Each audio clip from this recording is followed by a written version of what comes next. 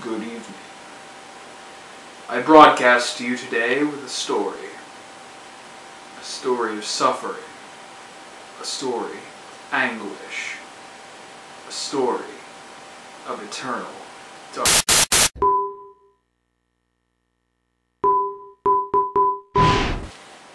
Huh? Oh. I guess it wasn't really happening. Not another reviewer. Yes, another reviewer. Today I will be reviewing the game Eternal Darkness Sanity's Requiem, developed by Silicon Knights and published by Nintendo. This game was released on Nintendo Gamecube on June 23rd, 2002. It was originally supposed to be a Gamecube launch title, but some of the Arabic-oriented bits of the game had to be reworked due to the September 11th attacks. Though at first glance, the game seems to be of the survival horror genre, resembling early Silent Hill and Resident Evil games. It's not. Kinda. The thing that sets it apart, putting it in its own unique psychological horror genre, is sanity effects. In order to explain sanity effects, though, we have to get into the mechanics of the game a little bit. You have 4 factors you have to keep your eye on throughout the course of this game: health, magic, stamina, and of course, sanity.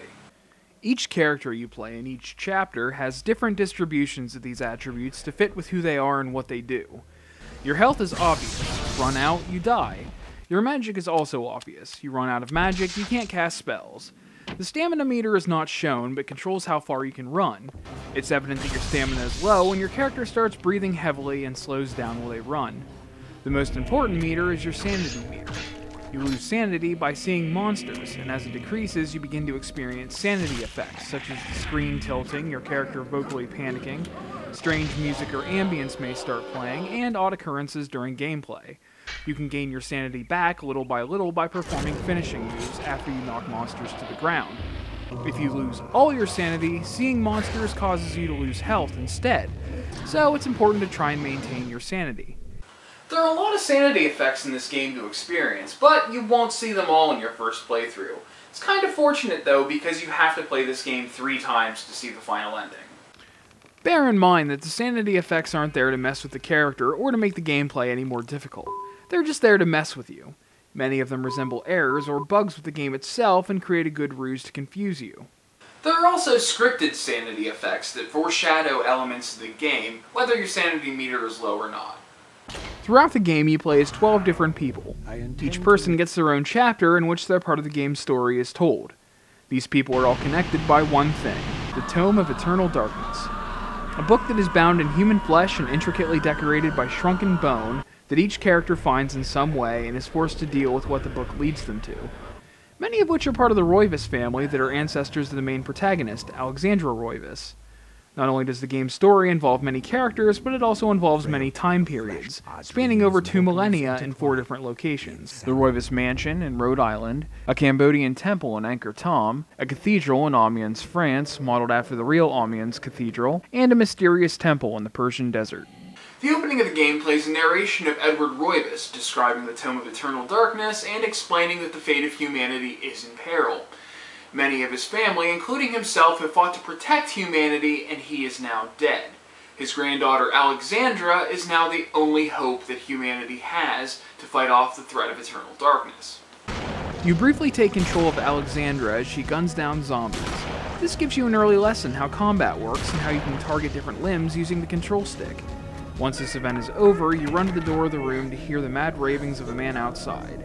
You hear a phone ringing and realize that this is all a dream as you wake up in your bed and answer the phone. It's a police officer that lets you know that something has happened with your grandfather and you need to go to Rhode Island immediately. Upon arriving at your grandfather's mansion, you meet the officer and he shows you a body. He asks if you can identify it, to which you respond, yes, it is your grandfather. Can't you check dental records or something? What is wrong with you? I'm sorry. It's my job, lady. You're the only living relative, and no, we can't check dental records. There's no head.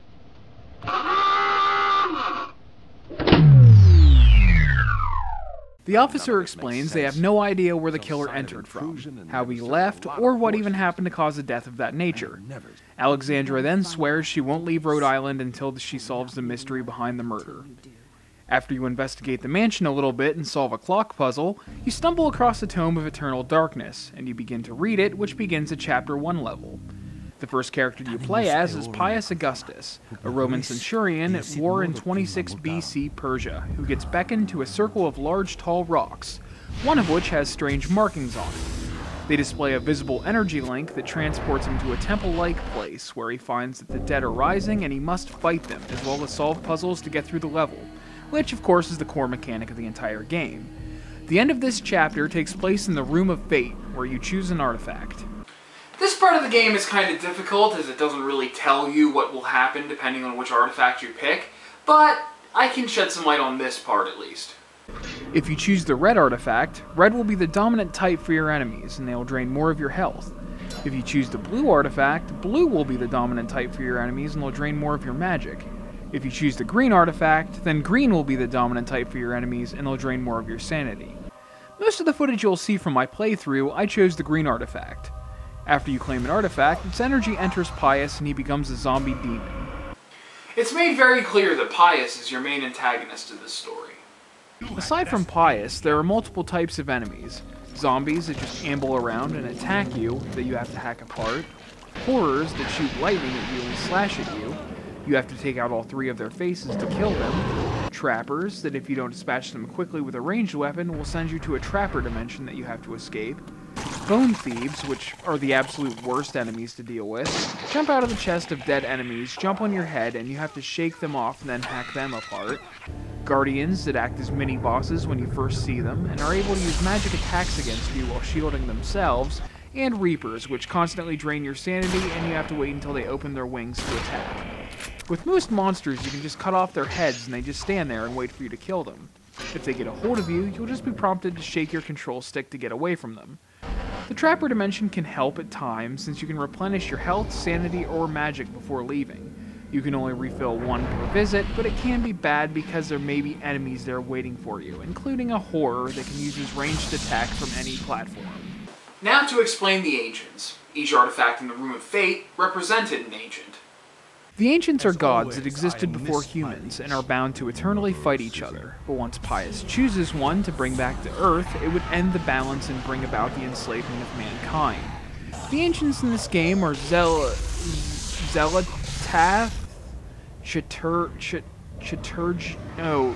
Chaturga, and Uli, Bulbasaur, Charmander, and Squirtle. All of which are bound by the corpse god Mantarok, who you can refer to as Mewtwo, I guess. Mantarok is the only ancient that physically exists on Earth. He's a large mass of flesh that consists mostly of eyes and mouths. Pius binds him early on in the game to weaken him, as his purpose is to maintain the balance of the other 3 ancients and keep them imprisoned as they fight amongst each other. His alignment rune is hidden in the game, and if you find it, the spells you cast with it are strong against all the other ancients and have different effects than they normally would.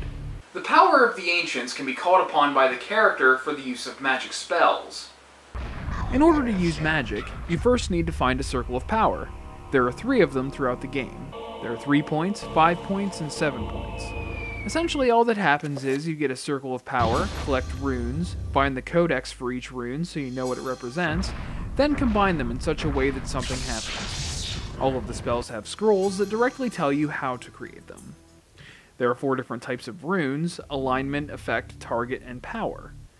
Alignment runes allow you to choose which ancient's power you draw to perform the spell, as each ancient is weak to another. Squirtle is weak to Bulbasaur, Bulbasaur is weak to Charmander, and Charmander is weak to Squirtle. Effect runes choose what the spell does, and target runes choose what the spell affects. Power runes are just used for the 5-point and 7-point circles to fill the blanks to make the spell more powerful. This game encourages you to experiment with spells. It allows you to try and create them before you get the scrolls. As the game progresses, you find more runes and more scrolls. The game itself is essentially just Alexandra reading chapter after chapter, gaining knowledge and abilities from them, while you essentially write it as you play the game. Though they have different amounts of health, magic, sanity, and stamina, most of the characters play the same. though each have different abilities to set them apart from the others. For example, Maximilian Roivas is a doctor, so he performs autopsies on the monsters he kills to learn more about them. And Anthony is cursed, so he can't die throughout his chapter until he's supposed to. I don't want to go too in-depth with the story of this game, since admittedly it's one of those games where if you know how to do the puzzles and know how it goes, then that just cuts the playtime in half. To put it briefly, this entire game is a puzzle, including the boss battles. There are only 2 in the game, but you have to do things in a certain way or the fight will either go on forever or you'll just die. As far as I know, these tactics are never explained to you, and you're just supposed to realize how you're supposed to kill them by accident. The battle I'm concerned with is your battle with the Black Guardian at the end of Chapter 9. First, you have to avoid his magic attack, then fire off a 3-point magic attack with the opposing Ancient while he's glowing. He won't glow if you get hit by it. After you do that 3 times, he starts spawning zombies. You have to wait until all 3 zombies spawn, then do another 3-point magic attack after they affect your sanity, or the sanity damage will halt your spell. After doing this 3 times, the magic field that held you in the room before closes in, and you just have to run around avoiding the beams of light that shoot out of the floor until he stops firing and glows, during which you have to cast another 3-point magic attack to hurt him, but you have to do it quickly. Do this 3 times and he goes down. The camera at this part of the battle doesn't help at all, as you can never see the monster when he glows, as you're trying to avoid his attacks. You just kinda have to time how long the pause is between his attacks, and if it seems even a second longer, fire off your spell. The other issue I have with an unneeded gameplay element is the ending of Chapter 10. The chapter seems short as a whole, but the end of it makes it easily the longest, most complicated, and needlessly difficult parts of the game. Because it just isn't a video game if it doesn't have one of them. As Edward Roivas, Alexandra's grandfather, you discover the Guardian City underneath the Roivas mansion. After fighting off a horror and a guardian, you find out you have to power a 9-point circle that looks like a huge altar room to destroy the city. But in order to do so, you have to activate one of the 9 terminals from around the altar. Go through the teleporter, set the rune for part of the spell, then go back through the teleporter and hit a lever in the room that you emerge from, and repeat until all 9 runes are set. There are enemies in these rooms you don't have to fight, but it's most advantageous for you to do so, being you have to keep running back through these fucking rooms. Half these rooms contain at least 1 Guardian. Though you're armed to the teeth in this chapter, the Guardian can and does summon zombies to distract you from killing them right away, but you still have to go through this 9 times. This gets boring and repetitive quickly, and I'm convinced it's only in the game to make playtime longer. I almost had an aneurysm whenever I got to the last part of the game and found out that Alexandra had to go through the same thing all over again. Fortunately, the biggest challenge is having a strong enough shield ready to get through the damage floor each time you leave the rooms. All you really have to do is reactivate the circle going through the same shit that Edward did, except minus the challenging enemies and pulling levers. You just have to etch the runes to create the spell. The spell you're creating here is a summoning spell to bring the Ancient that is strong against Pius's Ancient to our world to watch them fight. After defeating Pius, your chosen Ancient defeats his. You realize that the Ancient you summoned has begun its own reign of terror upon the world. Your grandfather's spirit prevents this by binding the Ancient you summoned, and the story contained within the Tome of Eternal Darkness is over, with a narration by Alexandra. Honestly, I love how the ending of this game progresses. You blindly summon an Ancient to fight off the Ancient that the bad guy quote-unquote summoned, but this game really doesn't represent good or evil in any way. It represents multiple forces that, while bound to fight each other, can't harm anyone, but if a force drives any one of them, they would bring about untold destruction. Upon beating the game 3 times on the same save, with Pius choosing each of the 3 ancient artifacts in the Room of Fate, a final ending is unlocked. And I don't want to say anything about that. I kind of want people to play the game and find that on their own, since that's the one thing that you have to work hardest for, since, you know, you do have to play through the game 3 times. But it does raise a lot of questions as to your role in the grand scheme of everything. But like I said, I don't want to spoil it. The game's graphics are very good, and actually hold up kinda well despite constant reuse of the same animations throughout the game. The camera angles aren't terrible, but there are moments where they don't do you any favors and hinder your ability to fight enemies. The music fits the environment and gameplay perfectly. Each area has its own distinct music, while each composition holds that element you would find in a horror film. The The control of the game is adequate, as it's not horrible, but it does have its issues. The puzzles of this game are all the same fare you would expect with survival horror, but magic is thrown in to add a new spin on some of them. But at the end of the day, the story is what makes this game stand out and stick in your mind. The story of this game is deep and complex, but it tells it in such a way that it doesn't lose you. You understand what's going on, why you're doing things, and what's at stake if you fail. This game suffers from a very common console game issue, and it's something I like to call action buttonitis. The B button does so much stuff in this game. Examine things, pick things up, performs the finishing moves on enemies, opens doors, probably a few more things I can't think of at the moment, but depending on the pixel your character is aimed at, it can get difficult to keep control of what you're doing. It's only a mild annoyance, but it's something that's always bothered me in video games. It also favors narrow passages to create tension and make it a challenge to avoid enemies, but when using melee weapons, this creates a problem. Melee weapons are preferred because ammo is limited and dismembering enemies is more effective, but if there's a wall even remotely in the way of your character's swing radius, they'll hit the wall. This is more of a pain in the ass than it should be, and just makes getting overwhelmed even more overwhelming. An element of the game that had me a little curious was the collecting of abilities.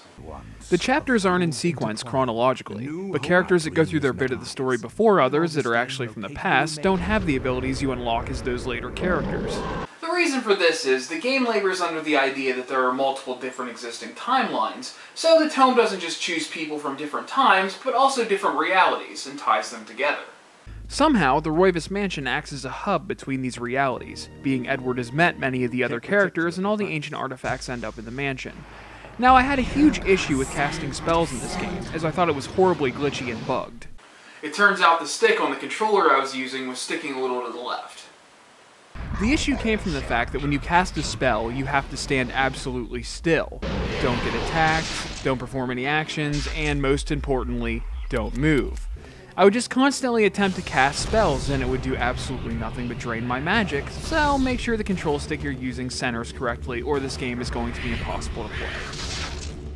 All in all, I enjoyed this game. I didn't like some of the mechanics with the boss battles, but then again the story was deep enough to keep me interested. The puzzles were confusing every so often, but they weren't completely unintuitive. It looks great, sounds great, it plays okay. Solve a puzzle in the mansion, pick up a few items, find a chapter, play through the chapter, gain abilities from said chapter, unlock more bits of the mansion, and play the next chapter, repeat until the game is over.